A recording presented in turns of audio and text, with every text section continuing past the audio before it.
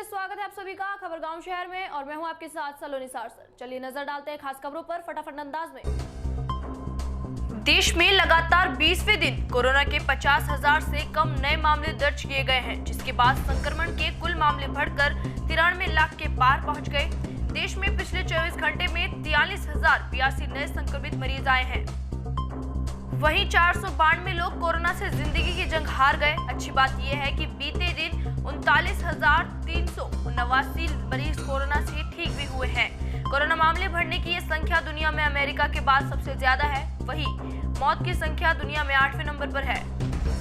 स्वास्थ्य मंत्रालय के ताजा आंकड़ों के अनुसार भारत में कोरोना के कुल मामले बढ़कर 93,09,000 हो गए हैं। इनमें से अब तक 1,35,715 लोगों को अपनी जान गंवानी पड़ी। कुल एक्टिव केस बढ़कर 4,55,000 पर आ गए हैं। कियारा आडवाणी फोटो में एक गोल्डन कलर की साड़ी को पहने हुए नजर आ रही है और साथ ही अपनी परफेक्ट बॉडी को फ्लॉन्ट करती दिखाई दे रही है। उन्होंने कैप्शन में लिखा, हीले टूट गई। इस फोटो को उनके फैंस द्वारा काफी पसंद किया जा रहा है। आपको बता दें, कियारा आडवाणी की आने वाली फिल्म इंदु की जवानी अगले महीने 11 दिसंबर को सिनेमाघरों में रिलीज होने वाली है, जिसे लेकर कियारा आडवाणी काफी एक्साइटेड है और अपनी फिल्म को प्रमोट करते देख रही है। देर रात सरदार शहर के सारसर के रावत राम आर्य का निधन हो गया। आज उनका अंतिम संस्कार उनके पैतृक गांव सारसर में किया गया। अंतिम यात्रा में कई दिग्गज नेताओं ने पुष्प अर्पित कर आर्य को श्रद्धांजलि दी। राजस्थान सरकार के प्रतिपक्ष नेता राजेंद्र राठौर, रतनगढ़ विधायक अभिनेश महेश्वरी, सरदार शहर के पूर्व विधायक अशोक पिंचा, सरदार शहर पंचायत समिति के निवर्तमान प्रधान सत्यनारायण सारण सहित कई दिग्गज नेता रावत राम आर्य को श्रद्धांजलि देने उनके पैतृक ग्राम पहुंचे।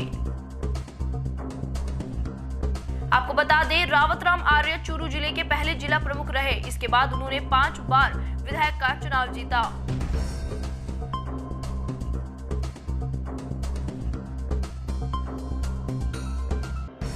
कुरियन की जयंती पर भीलवाड़ा दुग्ध संघ द्वारा संघ कार्यालय में कोविड-19 की गाइडलाइन की पालना करते हुए आज राष्ट्रीय दुग्ध दिवस समारोह आयोजित किया गया।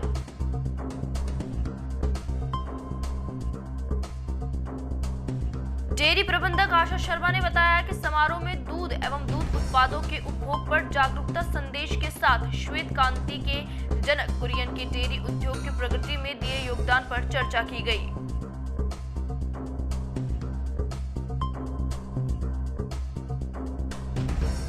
चुनाव पर्यवेक्षक परमेश्वर लाल ने आज बदनौर पंचायत समिति के मतदान केंद्रों का अवलोकन किया।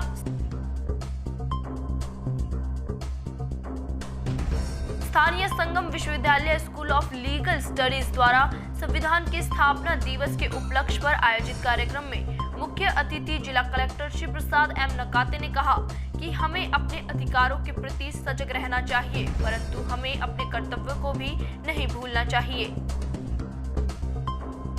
आज कोरोना काल में यदि हम मास्क नहीं लगाते हैं तो यह हमारा अधिकार हो सकता है, परंतु इसकी वजह से कोई व्यक्ति बीमार पड़ता है तो यह उसके अधिकारों का हनन है।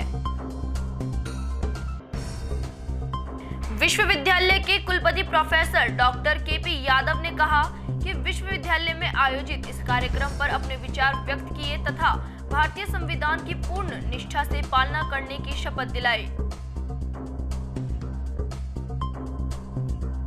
कार्यक्रम के विशिष्ट अतिथि अपर जिला एवं सत्र न्यायाधीश राजीव चौधरी ने आज के परिप्रेक्ष्य में संविधान की महत्ता पर अपना व्यक्त देते हुए संविधान के सामान्य नियमों के बारे में जानकारी दी।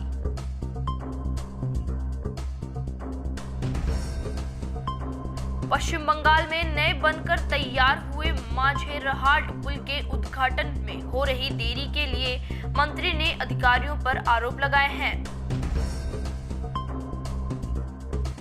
खास बात है कि करीब 2 साल पहले पुल का एक हिस्सा गिर गया था, जिसमें 2 लोगों की मौत हो गई थी। इसके बाद पुल को दोबारा निर्माण कराया गया है। हालांकि मंत्री की तरफ से लगाए जा रहे आरोपों को रेलवे मंत्री ने खारिज किया। पश्चिम बंगाल के लोक निर्माण मंत्री अरूप बिस्वास ने माझेरहाट पुल के उद्घाटन में देरी के लिए रेलवे के अधिकारियों को जिम्मेदार ठहराया और कहा कि अधिकारी मंजूरी नहीं दे रहे हैं।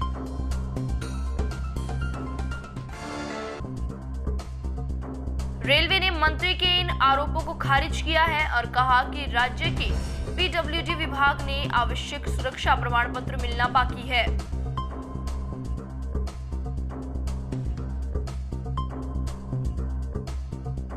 महाराष्ट्र स्थित मुंबई की लोकल ट्रेनों में यात्रा के लिए पश्चिम रेलवे ने हिदायत दी है। कहा गया है कि मुंबई महानगर क्षेत्र में आवंटित समय के दौरान लोकल ट्रेनों में यात्रा केवल महिलाओं को करने की अनुमति है।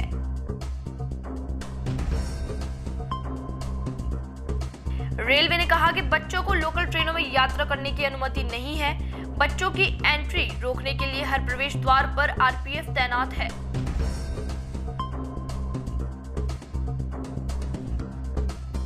भारत में सूचना प्रौद्योगिकी का जितना फैलाव है, उसकी शुरुआत करने वालों में सबसे बड़ा और अहम नाम फकीर चंद कोहली का रहा, जो टाटा कंसल्टेंसी सर्विस के संस्थापक थे और पहले सीईओ भी।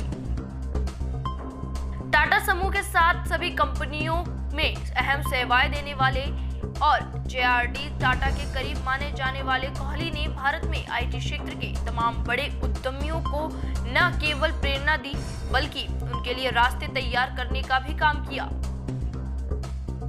96 साल की उम्र 26 नवंबर को दुनिया को अलविदा कहने वाले कोहली के निधन पर प्रधानमंत्री नरेंद्र मोदी से लेकर आईटी क्षेत्र के तकरीबन हर दिग्गज ने उन्हें श्रद्धांजलि दी।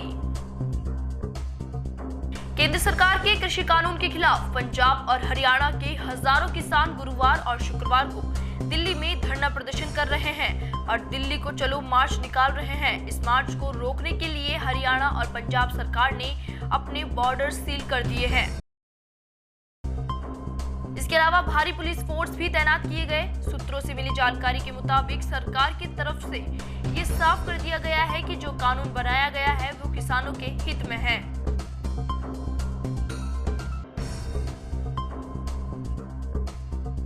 अपनी मांगों पर अड़े किसानों का प्रदर्शन जारी है। भारत में केंद्र सरकार के खिलाफ नाराजगी का नजारा देश की सड़कों पर देखा गया।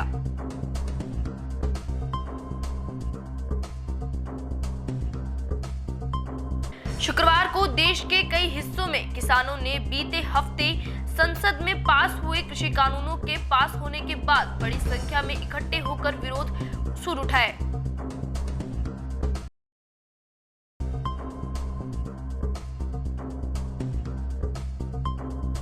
बैरिकेड पार कर रहे किसानों को काबू करने के लिए पुलिस ने आंसू गैस के गोले और वाटर कैनन का भी सहारा लिया।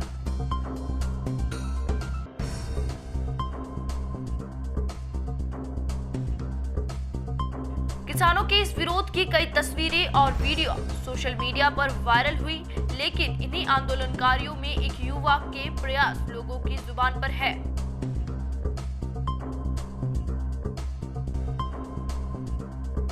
फिलहाल के लिए इस बुलेटिन में सिर्फ इतना ही। नमस्कार।